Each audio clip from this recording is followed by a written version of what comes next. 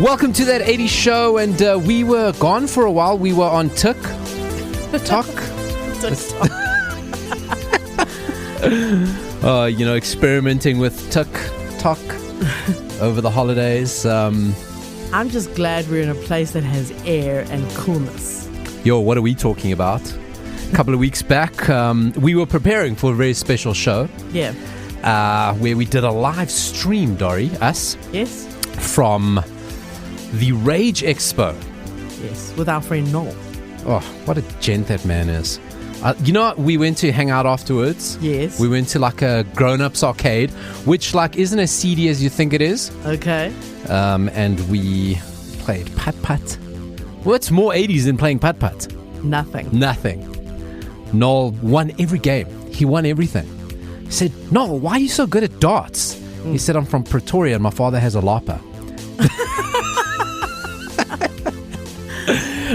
So listen, if you don't know what we're talking about, maybe you saw on your feed a special episode pop up. That 80 show live from Rage Expo. It was a lot of fun, live streamed. Yeah. Gave me a little bit of a thing. I've always kind of wondered, should we ever take the show on video?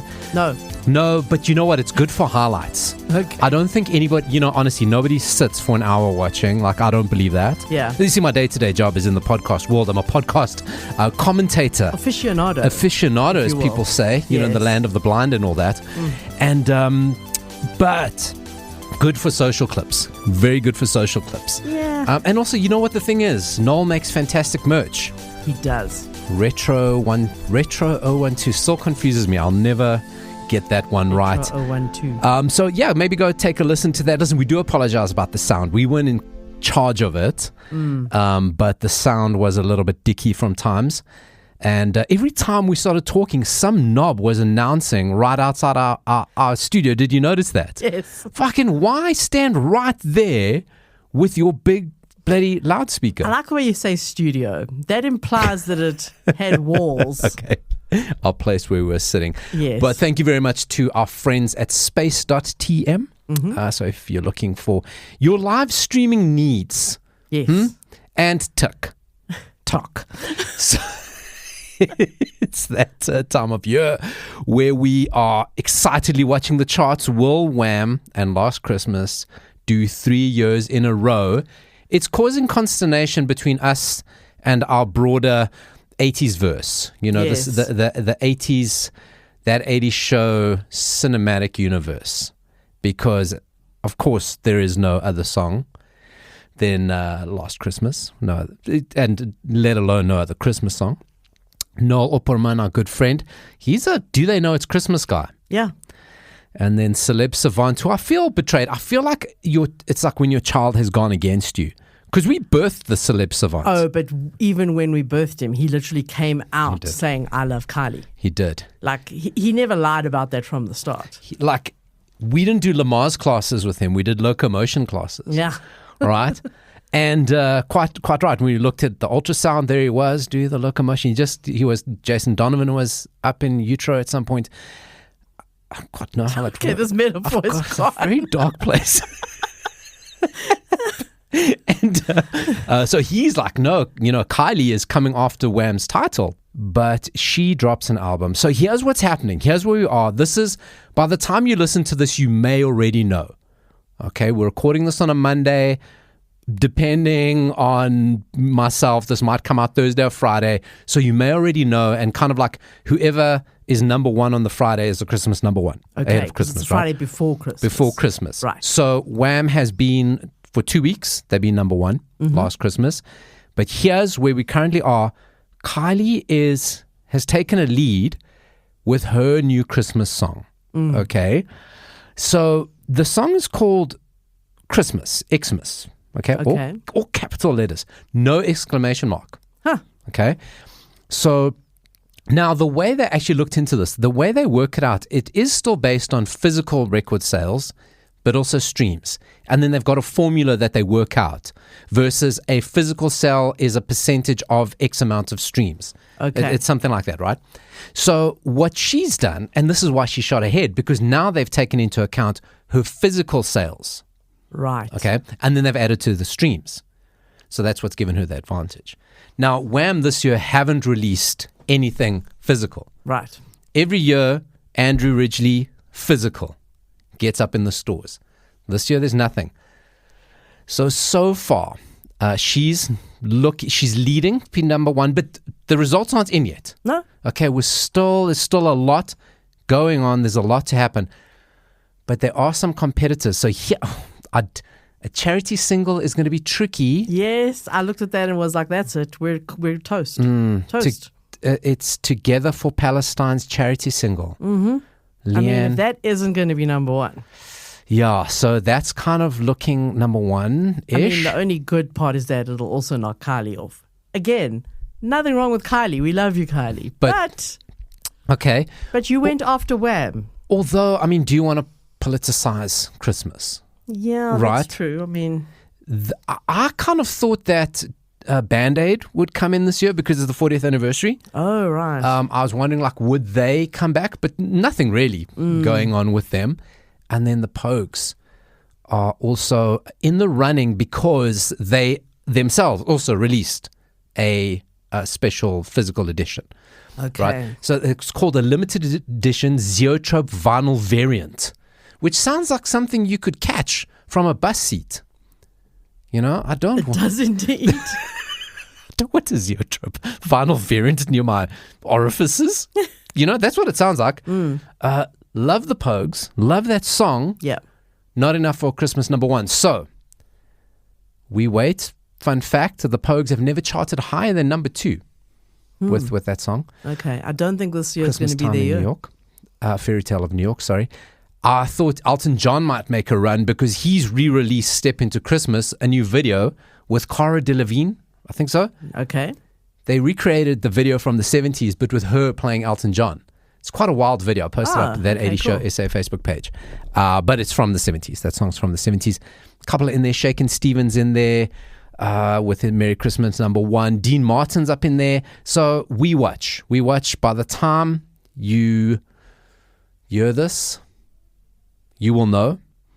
Again, what I always wonder, we may have discussed this before, why do Boney M never come back? Is that just a South African thing? Not sure. We should ask Barrett to ask his good friend, Marsha, from When Boney M. she sends him a Christmas message every year. I can't wait to hear this year's Christmas message. Getting sent a Christmas message from Boney M. I mean, like you know, you've made it when. You know, like, you know, we know Santa doesn't exist. People are like, you know, have differing opinions about gods and they exist. But we know that Boney M, I mean, that's the true spirit of Christmas. Indeed. I do want to say, though, I wonder if Boney M is just so here's the thing, right? I was listening to Apple Music have this, like, you know, like everyone, they got this like pop-up Christmas station, and I was listening to it, and I was like, it's all like you go, Jonas Brothers. I basically listened to it from last Christmas to last Christmas because it's obviously all on a loop, right? Right. And it's not like all these like slowish, you get the Jonas, everyone does a Christmas song. It's all like chestnuts roasting and snow. It doesn't feel very South African Christmas. Right. Where I think Boney M, because that's Caribbean. Yeah, that's fun, you know? So I wonder if it's just summery. It's summery. Yes. And maybe it just doesn't fit with that, you know, the Western world narrative. Maybe that's it. I think you're onto something. I'm so intellectual this morning. You're making me want to go and listen to Boney M, which is an unusual effect. What? I'll play that shit when I get home. Don't you? And only off my vinyl, my original vinyl from the 80s. Right. The Christmas album. I got it. Dori, I got to tell you, we away last week, you may notice by my suntan coming back. Oh, right. Where'd you go again? I went to Belito. Ah. It's, you know, Belito used to be a very 80s looking place. A lot of the apartments still super 80s looking. Cool. Super 80s looking, but it's slowly changing. Oh. It's getting a little bit Four Ways by the Sea-ish, if you know what I mean. Dear. You know, Schlange had that. But it's starting to happen. But I go early enough before the douchebags arrive, you know. I'm allergic to douchebags, just like I am to Zoetrope vinyl variants. And on the way back, we go, you know, let's have some culture. We've had sun, sea, food, let's have culture. and driving back through Howick is the Nelson Mandela capture site, right? Right. So I go, cool. My daughter's very into history. She wants to go see this. I said, fantastic. I love it. I love history. Yeah. Let's go. So we're going and looking through. Oh, it's amazing. Audio-visual experience. They got like all things. Is that where that really cool sculpture is? That you have to stand back from? Yes. Yes. I've been there. It's amazing. It's actually amazing. It's a mindfuck. It's like those 3D puzzle things. But it's quite funny watching people walk around trying to get the exact angle where there is a plaque where if you stand in that, stand here, you see it. But I think it doesn't show up on your photo. So you have to go somewhere else to get it perfectly in your photo. Mm-hmm. So yes, that's exactly where it is. Very nice. Lots of artifacts, lots of cool stuff. And I see a cassette tape. So as we're going around, we hit 1980s section. What's going on here? And I see a cassette tape. I go, it's always nice to see a cassette tape, right? I suppose. No, Dori, it is. It is. So, it is. like, we see records and we see CDs and that. See a cassette. Oh, wow. You don't see that often. Mm. And I go, it's called Sun City. I go, this is interesting. Yeah. And like a little thing. Artists Against Apartheid released an album, a song called Sun City. Right. 1980s. I say, I have to find out about this. So I think it's going to be like a casual throwaway. In the show, we're going to talk about it. Oh my God. Do I go down the rabbit hole of anti-apartheid songs from the 80s? Yeah. Let me start with you were too young at the time. I was too young. Yeah. And these songs, considering they all would have been banned. Oh, yeah. We would never have heard them. Never have heard them, yeah. I think I only was aware of this because of Number One magazine. Really? Which reflected it. So the censors didn't get to Number One magazine. No. Important note. So in 1985, a protest song called Sun City was written and released by Stephen Van Zandt. Now, Stephen Van Zandt is part of the E Street Band with Bruce Springsteen, right? He's fantastic as well. He was in The Sopranos. He's great. Yeah. He's an actor as well, a musician. Always wears headscarves. Very out there, crazy. I kind of like rediscovered him when I was rewatching Sopranos. So he decides, you know what? It's 1985. Supergroups are huge. I'm going to put together a supergroup to make this song about apartheid South Africa. Now, you and I have spoken very fondly, reminiscing about Sun City and how it was kind of this backdoor loophole for artists to come and perform here. Yes. And some really big names. I mean, Queen, Beach Boys, Elton John, Modern Talking, of course. so many big artists would come perform in Sun City because it technically wasn't South Africa, but it was just a way of people getting into South Africa, right? Right. And they had titty shows and gambling and all that. Oh my God, I'd forgotten about the extravaganza. The extravaganza. With the topless ladies. I'd totally forgotten about that. I know, I was very intrigued by this. Never forget. The Super Bowl where you went to go see titties. That was what it was about. And he decides, I'm going to put together this super group. We're going to make a song to go, actually, fuck you guys. We see you. We know what you're doing. Yeah. And the world needs to know about this. So we're going to put this together. So he starts putting together this super group to now put together the song. He approaches friends, and strangely enough, he doesn't approach Bruce Springsteen first because he goes, I don't want to use that relationship. Seems tawdry. But the producer of the song said, fuck that. I know, I asked him. So Bruce Springsteen goes, of course I'm going to do this. Of course I'm going to help you guys. They approached someone like Paul Simon. Paul Simon said, listen, I dig what you guys are doing. I really support it, but because what they were going to do when they wrote it, they were actually going to name check all the artists in the song, saying right around them. And Paul Simon said, look, you got to give people a chance to defend themselves because some people don't know. It's booked. Like, maybe they're just not aware. Like, I mean, Americans do not know geography. Right? At all. And in Germans, like Modern Talking, would they even know what's going on, right? Would they be... Germany. I'm getting off topic here, but yes. So not everyone is like Paul Simon's point. He says, listen, not everyone's like politically minded like we are. Some people just want to make music, and some people have no control of what they're doing. The record company just says go there, right, and that's where they have to go. Being thrown. You're going to Botswana. They have no idea. No South idea. Africa. No, exactly, no idea because they're maybe not making the connection. So he says, look, I support what you're doing. I'm releasing Graceland, and that is my way of kind of highlighting the situation because you've got some messages in there. Yeah. That's what I'm going to... So I don't think we should name and shame, of which they said, okay, you're actually quite right. We shouldn't name and shame. So he puts together... Now, I think if you're going supergroups, right, I don't want to shit on these supergroups because some fantastic artists in there. But if you kind of got Band-Aid and We Are the World happening at the same time, you're going, who's left?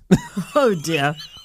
You know what I mean? Yeah. You've kind of gone like, yeah, I've got Sting on the one hand, and I've got Michael Jackson on the other hand, and I got Paul McCartney on the side, and I got George Michael. What am I doing? Yeah. So here's who's left. But listen, I like a lot of these artists, a lot of hip-hop stars of the time. DJ Kool Herc, Grandmaster Melly Mel, the Fat Boys, Bob Dylan was involved, Ringo Starr and his son were involved, Run DMC was there, Peter Gabriel contributed, Afrika Bambaataa, Bobby Womack, Keith Richards, Hall & Oates when they were friends. So a couple of big names, Pat Benatar and Joey Ramone, right? So quite a few, but those are kind of the ones that jump out at you, right? George Clinton, and of course Bono. Because Bono is just, I'm going to be in everything. I'm going to be in everything. There you go. We're not going to get into the I hate Bono thing. No. So the song, they also decided, listen, everyone else has made these big ballady songs. We're just going to make like a very cool song of the time, right? And as you came in, I played the song to you because I want you to hear it. And maybe if you want to take like a little bit of a break now to hit pause and go listen, and we'll just go. Well, you need to tell people what the song is called, Paulo. Right, that's a good point. Yes. No, I did. I said the song's called Sun City. Okay. By Artists Against Apartheid. Okay. So now just... It's on the YouTube. Yeah, to go in the show notes. Okay, so now you're back. So now you've heard the song. I should have brought my pan pipes. Oh. Anyway. So it's kind of like just multiple artists just singing, I ain't gonna play Sun City, right? That's it. Great for me. I can never remember lyrics. So that's a good song for me, going to stick in my head. So they release it, and that is their protest. So that's one protest song, Get Out. Kind of like does okay, reaches number 38 on the Billboard charts. They didn't really do it to raise money or anything like that. They just did it to raise awareness. Okay. It was well received by a lot of music critics and the music industry. Like, good thing to do. This is what you should be doing. They did a documentary about it, which nobody really picked up. It kind of, again, it's not the biggest names. And also the thing is, hip-hop, so it features a lot of really great hip-hop artists of the time. Yeah. But hip-hop was so new. Yeah. Like it was barely breaking through. So, good cause. Inspired, they did give some money to Oliver Tambo's ANC school in Tanzania. So they're able to raise some money for that. Cool. Johnny Clegg was inspired by it, so he created a local organization that was the one song. Right. But there was an album, so they released 3 songs. Okay. So the next one they do is a song called Let Me See Your ID, which basically pulls together all the big hip-hop artists of the time to say, right, here's the thing, here's the theme, interpret it in your way. So they released this other, like quite a cool... If you go back to what hip-hop songs sounded like in the 80s, really holds up. Really good song. Yeah. Again, kind of like goes under the radar, but interesting. All right, so I'm like, this is fascinating. But of course, once you're in a rabbit hole like this, you start discovering other songs. From the album or just from apartheid? So it's like, similar songs. So similar apartheid songs released by American artists to raise awareness around apartheid. Right. So there's another one called Christmas in Cape Town. Yep. Right. So you say yep like you remember that. I don't remember. Okay. You just showed me. So I played it for you. Now, you're listening to it and you go, oh, it's Christmas Cape by Randy Newman. And you go, hey, that's the guy who did the Toy Story. You got a friend. We love that guy. Yeah. Then he says the N-word. He says the N-word quite a few times. I was like, and you're like, did I hear that right? The Toy Story guy just said the N-word. Now, this song in particular, he writes it from, and it's so amazing because this song is written in the 80s, but it's so reflective of now. He writes it from the viewpoint of a American or a Western tourist in Cape Town, living this life of luxury while also noticing that there's this lot of shit going on, but kind of like, it's not my problem. Yeah. Right? And he uses the N-word and uses a lot of other racial slurs for like huge effect. Yeah. Surprisingly never got cancelled, but I suppose that's the message of it. I mean, I think if people found it now, that song's would getting get cancelled. cancelled. I mean, they said, Toy Story guy sings, "You've got a friend in the N-word." I'm like, oh my God. But if you got to listen to the song because it's like... you got to give it the context, but that would never happen today. No, huge that he tried that. Huge that he tried that. I think especially contextually. And because I of reckon who he is. he's like, I hope that nobody ever finds that and just goes away quietly. I got to tell you, I think, the power of Disney has done a really good job at wiping that out the internet because it's very difficult to find content on it. So you find the song, but to find stories and backstories, like I found one story from 1991 in the LA Times. Huh. Like on the Wayback Machine. That's where I found it. Okay, he's had it scrubbed. And it's one sentence talking about using words like that by white artists and whatever. Right. And you're going, yeah, I think they've done a job to make sure that scrubbed. disappears a little bit, right? That being said, the video's still on YouTube. The video is still there, and all these things are going to pop up. Don't worry, that 80 Show SA Facebook or in the show notes if you want to scroll down. Good song, very interesting. But I liked it from the point of view of going, that could happen today. Because how many tourists come here, love Cape Town. Yeah. And kind of like, oh, that's side. We don't go that side of the highway. Or we don't.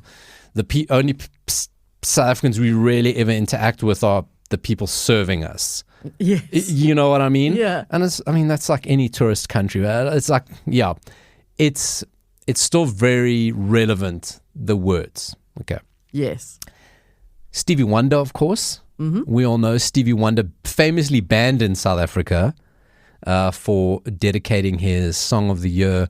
What song was it? It wasn't even like a political. It was one of his pop songs. He won the Grammy, and he dedicated it to Nelson Mandela. And apartheid South Africa's like, no, banned. No more Stevie Wonder for you. So he released a song as well called "It's Wrong," Apartheid. Poppy, nice, Stevie Wonderish. Pleasant. It kind of like being Stevie Wonder. Here's the thing about all three of these songs, right? You heard all of them. I did. Do they work as protest songs for you, or are they just all too poppy? Well, I mean, it depends if people listen to the lyrics and understand the lyrics. Because on first listen, if you're not paying attention to the lyrics, it does just sound like a random pop song. It's the Stevie Wonder song and the Christmas in Cape Town. Yeah. You know? And the titles are quite compelling, though.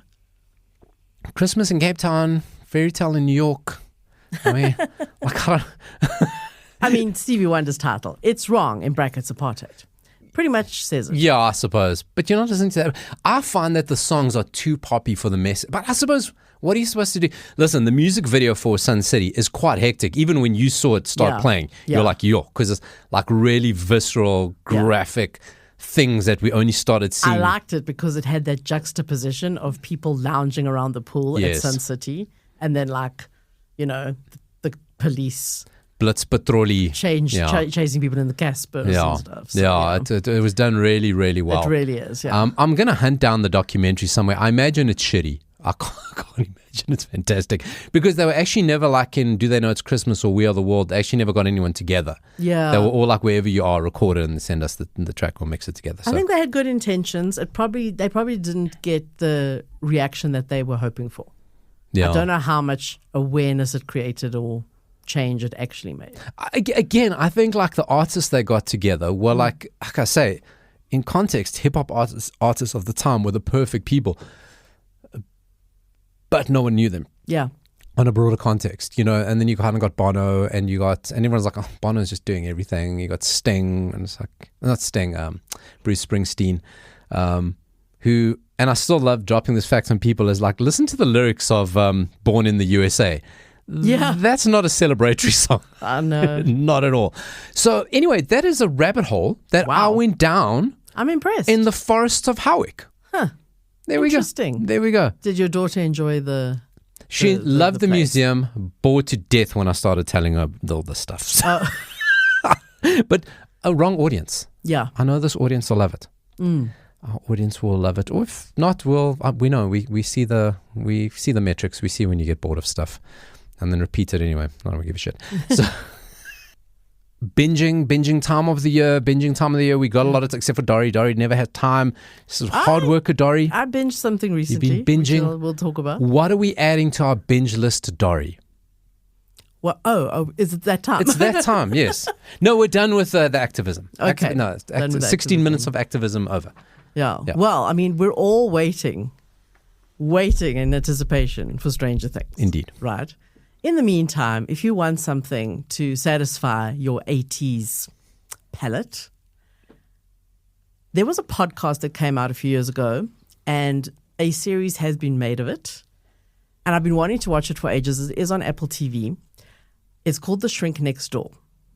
I don't know if you know the story at all. That's the one with Paul Rudd and Will Ferrell. It is indeed. You know, I watched it ages ago and cannot remember it. Okay, so it's actually it's based on a true story. Well, the podcast was 100% the true story. The actual series, they did fictionalize and add some stuff. I did listen to this podcast as well. Yeah. Yes, and I have to say, Paul Rudd has never been less attractive. It's very difficult to do. Very difficult. It is a challenge, and Will Ferrell is. I mean, you know, I've always loved Will Ferrell in serious roles. He doesn't do them often, but when he does, it's fantastic. It's so confusing for you because it really jars you because you're like, and the thing don't know is, how to feel. Some of it is funny. That's the point. Like, actually, whether it's intentional or not, some of it is funny. But I'm not going to give too much away because there's a bit of a twist to the story.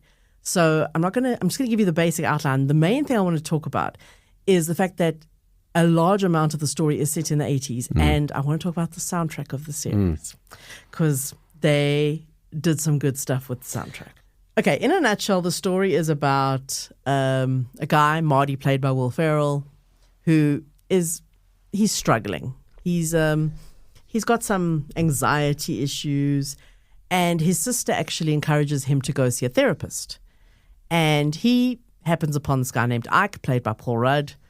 And at first, it seems like this guy is a brilliant therapist, changing his life for the better. Things do not go so swimmingly forevermore. That's what I'm going to say. Watch the show, or even better, listen to the podcast, because the podcast is brilliant. It's a Wondery podcast. It's fantastic.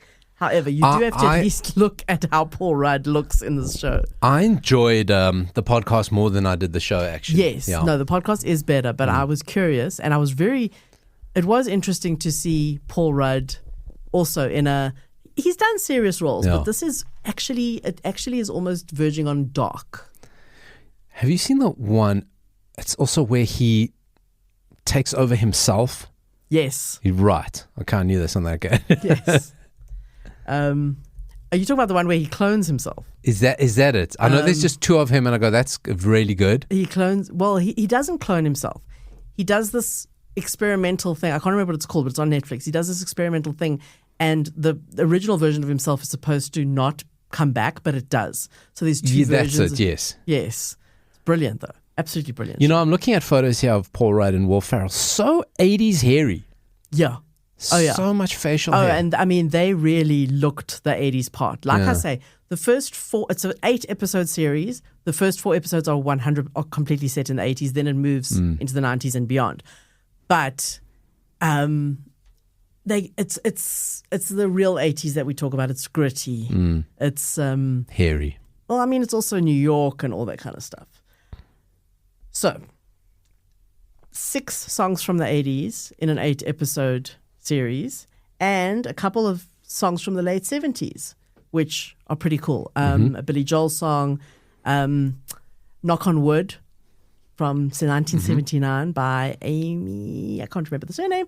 And but then we get into the 80s. I'm so excited about the Pointer Sisters. Which always makes me think of Beverly Hills Cop. Yes, that is true. It does belong to Beverly Hills Cop, but it's cool.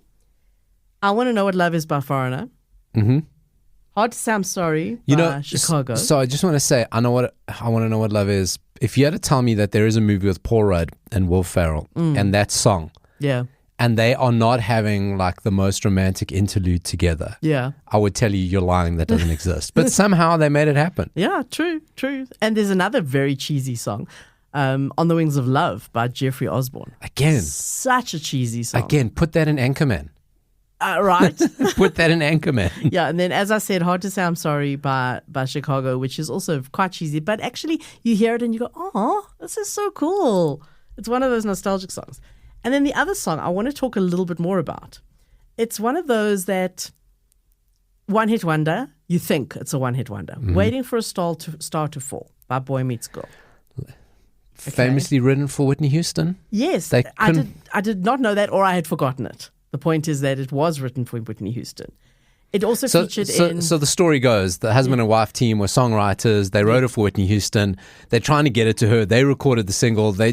Somebody came across and said, fuck it, we're putting this out. This is way better. Not only Whitney Houston turned it down, Belinda Carlisle recorded a demo of it and then refused to include it on her 1987 album Heaven on Earth. Yeah. So, but then it became this huge hit. It was used in Three Men and a Little Lady in 1990. But it is just one of those songs that is delightfully 80s. But not like agingly 80s. No. I think it's kind of stands the test of time. Cheesy as hell. Yeah. But yeah, one of those. And apparently they are an actual couple, the Boy Meets Girl. Yeah. And one of the things, if you type it into Google, I did not look for the answer though, are Boy Meets Girl still together? This is a question. I didn't actually look for the answer. Okay. Paulo's going to look now. So yeah, really, really great soundtrack. Really interesting show. Not all of it accurate. Rather listen to the podcast. But great portrayal of the 80s in general. Boy Meets Girl. George Merrill and Shannon Rubicam divorced in 2000. Oh. Yeah, but they are still friends and still songwriting partnership. That's good to know. And they had written How Will I Know and I Want to Dance with Somebody for Whitney Houston. Two of her biggest hits. Huge. So well done to them. So I was trying to imagine Whitney Houston singing Waiting for a Star to Fall. There is, I think it was like an AI version popped up about like a couple of months ago. Oh, really? Of her singing it. Okay, that would make sense. Do you know, it even, and look, it's fake Whitney Houston, but you know it's fake Whitney Houston. You can't pick it up too much. I like their version. I think if Whitney Houston had done it, I don't think it was big enough to have stood out as a Whitney Houston song. Yeah. You know what I mean? They turned it down because they said it wasn't really a fit for her. Yeah. So she could have sung it and it would have just been like, oh, another like filler where we wouldn't be talking about it now. You know, where their version, it's like, oh, that's really nice. It's pretty. So Shrink Next Door, I remember it, great, love it. Podcast is better. Yes. What's happening with Wondery? Are they dead? Are they shutting down? Some shit's going down there at Wondery. Oh, I don't know. Oh, there's all this shit going down. Okay. Sean Connery. Okay. In the 80s. Now, he hadn't done James Bond for a couple of years, but he still hadn't found out who he is because there wasn't enough distance in time from people. So you're James Bond. Right. I'm not going to believe anything else. So he was like, I don't know who I am. I don't know what I'm doing. Then kind of late 80s, he started like, oh, okay, this is what I do. I think mainly because he got rid of his hairpiece. He wasn't fooling anyone, even in James Bond. Right. I mean, everyone knew. Anyway. So he did a lot of weird movies till he discovered, like, broke away from being James Bond. And the movie I bring to you today is one of those. Oh, now, excellent. It's called a space western, but there is no westernish. So if you're thinking of cowboys in space, a la Brave Star, not that. Okay. It's thematically a western and based on a western called High Noon. Oh, okay? Famous. You know famous, that, right? Of course. So thematically it's a western, but it's not. There's no westernish. So we are on one of Jupiter's moons, and it's being colonized. It's called Lo, right? And they're mining some other shit on there. Who cares what they're mining there? But it's one of the best performing mines, but a lot of people die. So Sean Connery's character, he's a space marshal, and he gets sent to go investigate what is going on while these people dying. So when he gets there, he finds out through shenanigans, the guy running the mine is drugging all the miners. He's giving them this crazy space amphetamine so they can just fucking work and die. Okay. Right? And he figures this out. So he's like, no, fuck this. I got to report this. So they're like, you report this, you're fucked, because we've got a whole economy going on here. We're sending assassins to come kill you. They warn him that they're going to kill him. Yes. So they say, we put a bounty on your head. And this is this is apparently what happened in High Noon. Yeah. We put a bounty on your head. The assassins are arriving in X amount of time. Mm-hmm. You're fucked. Mm. So he's like, cool. I'm fucking Sean Connery. Was this before or after Highlander? It was before Highlander, 1981. Oh, Yeah, wow. Okay. yeah. Another thing about Highlander, perfect chance for him to be Scottish. Yet he's not Scottish. That's what's bothered me. Like, Ramirez or Ramon. What do you call Ramirez, I think? And he's... Anyway.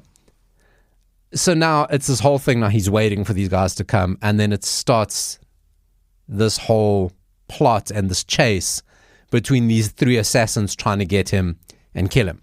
Okay. Which, I mean, they're Sean Connery. Now, this is Sean Connery. Now, Sean Connery's a tough fucking guy. Mm. You know what I mean? Like, you think about him in James Bond, but Sean Connery is a big, like, problematic in his private life. He's a big dude. Mm. There is no point ever whatsoever, once you see these assassins, you're like, you guys aren't fucking Sean Connery. So all threat in this movie completely disappears. Okay. Because, like, you go, okay, well, so it's like at the time you go, well, you know, who could beat Arnold Schwarzenegger? Yeah. Aliens. Okay. Right. Who's going to beat Rambo? The entire army. Who's going to beat Rocky? Dolph Lundgren. Yeah. Right? No. You see these guys like, you guys are so Are they not ninjas?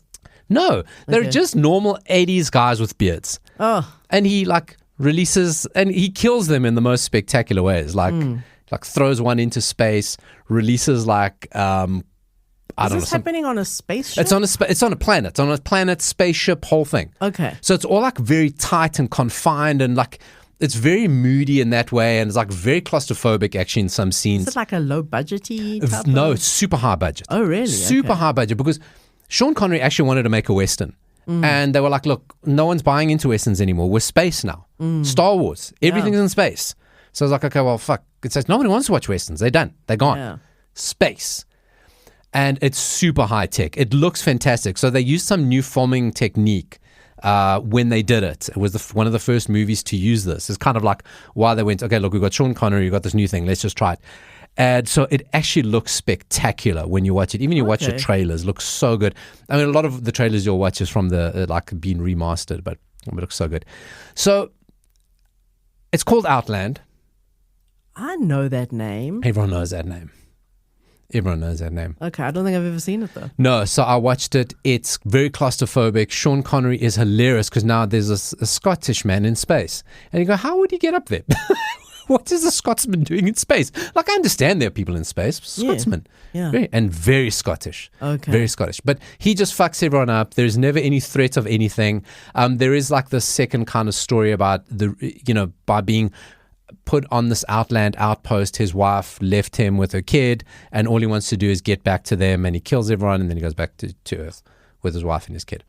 What about all the people who were being drugged and working? Oh no! Well, he destroys the network. He destroys he kills the main guy selling everything. So and then they're free. They're not slaves anymore. They're still minors. Yeah. But they're not being drugged anymore. So now they just like got to realize how shit being a minor is basically without the drugs.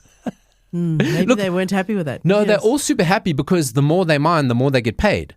Right. So even though they know they're probably going to die, in the meantime, they get a shitload of money, drugs, prostitutes, drinking. Like everyone's super happy with the situation until they die. And Sean Connery's a bit of a party pooper, if you're going to be honest. Yeah. Couple of fun facts from this. The shooting went over schedule and he actually missed a cameo. He lost out on a cameo in Chariots of Fire. Huh. He had to take some time off to go shoot his part in Time Bandits. This is exactly what I'm saying. Sean Connery was just fucking doing everything at this point to figure out what he was. But usually my movies are quite shitty. It's not shitty. It's just interesting because you go, I don't quite know who you are yet. And then you're Indiana Jones's father. And that makes sense. Right. Yeah. Going to wrap up with 2 80s truths and a lie. A little quick addition here, Dori. Yes. As we play up the music. During During the original Garbage Pail Kids era, Donald Trump had his attorneys issue a cease and desist order to Topps to say, you cannot use my likeness for 50 years. Number one. Number two, the Golden Girls was inspired by a comedy skit parodying Miami Vice called Miami Nice, which triggered a whole lot of creative processes. And Ariana Grande's version of Last Christmas, the speed of 260 BPMs is exactly the speed of music that makes you unproductive. It actually makes you stressful and less productive. Two are true, one is a lie. I think the Golden Girls one's a lie. Golden Girls 100% true. What? They did a parody. NBC did a parody called Miami Nice with a whole bunch of casts from Night Court and a couple of Remington Steele. Took all the old ladies and they went, that's a cool concept of nice people in Miami. They did a sitcom about that. I've never heard that before. Yes, 260 BPM is shown to be the worst speed of music to be productive to. In theory, don't cover fucking Last Christmas once again. People will not do work. And Donald Trump, no, that's bullshit. In fact, they had a ball, Garbage Pail Kids, with Donald Trump characters, Towering Trump, Dirty Donald, Tissue Issue Trump, and my favorite, Donald Dump. I thought there were, but I thought that maybe there was after that they came out that it was banned. Oh, no, they were never. They got away with it. They got away with it. I mean, made himself, especially in the 80s, especially now, ripe for parody. Everything we spoke about in the show today can be found that 80 Show essay on Facebook. Thanks for joining me, Dori. Bye.